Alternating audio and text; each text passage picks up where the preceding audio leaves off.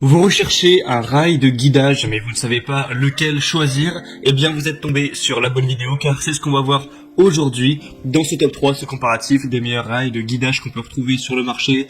Donc forcément, le rail de guidage, c'est l'accessoire indispensable pour des outils comme la scie circulaire, ou même la scie plongeante, la scie sauteuse, et même parfois ça peut être utilisé avec d'autres outils comme une défonceuse dans certains cas. Et donc si vous en recherchez aujourd'hui, un rail de guidage, on va voir les mieux notés qu'on peut retrouver sur le marché, en particulier sur Amazon notamment. Je vais vous présenter les modèles par ordre de prix décroissant d'un plus cher à un moins cher. Et j'espère que ça vous fera gagner du temps pour votre choix. Et on va donc commencer tout de suite. Et sachez que s'il y a un de ces rails de guidage qui vous intéresse, je vous aurai mis tous les liens juste en dessous en description en fonction de l'ordre d'apparition de chacun des rails, si vous voulez voir plus d'informations ou directement en commander un.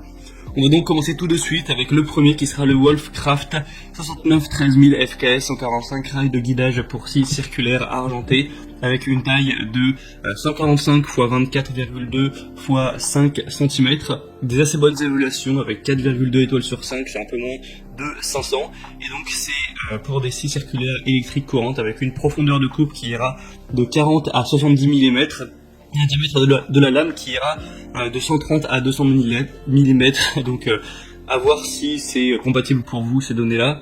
On aura donc un guide de coupe de droite pour les coupes longitudinales, transversales et en onglet, d'une longueur de coupe maximum de 110 cm. Un rail divisible pour un rangement, pour avoir un gain de place, un montage rapide et confortable, des glissières pour guider les scies circulaires électriques branchées sur secteur et sur accu, même avec petite semelle. On aura un montage facile du coup pour tout ça, et un guide de découpe précis pour les coupes en longueur et biseautées, et la lèvre en caoutchouc vient réduire les éclats et marque l'arrêt de coupe pour avoir vraiment des résultats précis, avec une plaque de base de minimum 78 x 210 mm à maximum 256 x 385 mm. Donc c'est quand même pas mal de points positifs pour celle-ci. Si c'est compatible pour vous, ça peut être un bon choix, même si ce sera même de quelques dizaines d'euros la plus chère, le prix reste quand même plutôt abordable. On va passer maintenant à la deuxième qui sera la Bosch Professional rail de guidage FSN avec une longueur de 110 cm, compatible avec les scies circulaires, les scies plongeantes, certaines scies sauteuses, même aussi des défonceuses, dans le moment où vous avez un adaptateur, etc. ça peut se faire.